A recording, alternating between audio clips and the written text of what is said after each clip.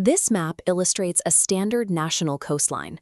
Under international maritime law, a nation's sovereign territory extends exactly 14 miles, or 22 kilometers, into the ocean. Beyond that line sits international waters, meaning foreign military vessels can legally position themselves just outside. Pulling back to the globe, that boundary becomes a massive strategic vulnerability. 80% of humanity lives within 60 miles of an ocean. Combine those two facts, and a modern navy has the explicit legal right to park a heavily armed military airbase within immediate striking distance of almost every major city on Earth. The machine built to exploit this loophole is the supercarrier. It requires thousands to operate, costs $13 billion to build, and presents a massive target in the open ocean. Yet the world's most capable militaries willingly accept the immense financial drain and the severe tactical risks to build them. They accept the burden because these floating cities are the ultimate mechanism for projecting global power. Modern supercarriers are powered by nuclear reactors. These radioactive furnaces boil water to spin massive turbines, granting the ships an unlimited travel range. A single carrier can sail continuously for up to 25 years before its reactor needs to be refueled. But the machinery is only part of the equation. The reactor doesn't need to eat, but the 6,000 sailors on board consume tons of food, and the combat jets on deck burn thousands of gallons of aviation fuel during routine operations. To keep the ship stocked without docking, the Navy relies on dedicated cargo aircraft like the C-2 Greyhound. These twin-engine planes act as airborne delivery trucks, creating a high-frequency daily connection between the ship and friendly shores. Because supplies, spare parts, and even mail fly directly to the flight deck, the carrier never has to leave its station. It can set off the coast of a hostile nation, running daily combat sorties for months at a time. A reactor that never tires, paired with an airborne supply chain, creates a permanent geographic threat. An adversary cannot simply outweight the ship because the ship doesn't have to go home. Getting those combat aircraft into the sky requires extreme engineering. A standard commercial airport utilizes runways spanning over 10,000 feet. A supercarrier's deck provides roughly 300 feet of usable space.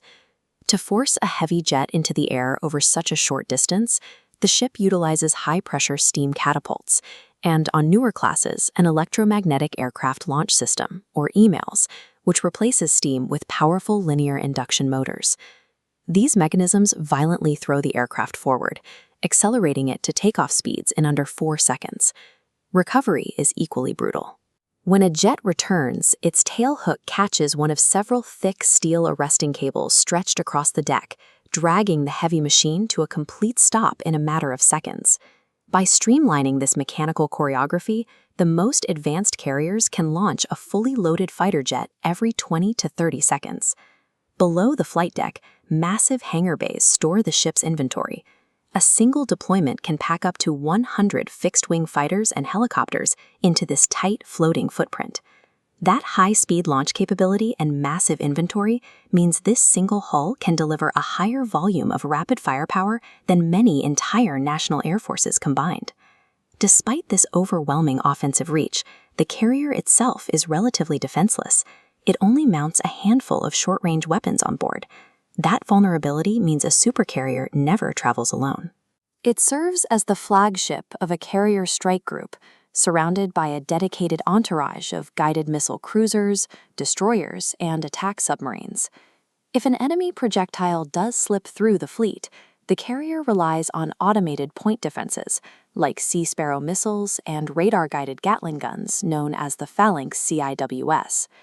These serve strictly as a last resort to destroy threats at close range.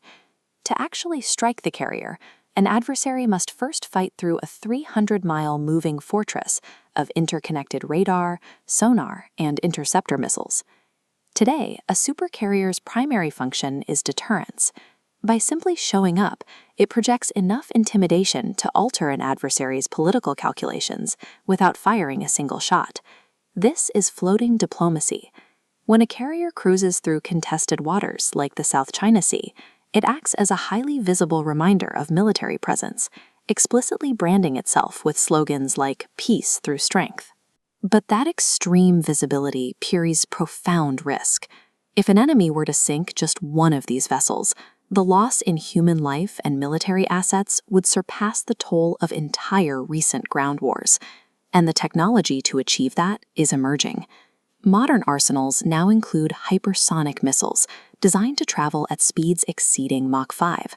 This makes them incredibly difficult for traditional defense networks to intercept before they strike the deck. Beneath the surface, the risk is already proven.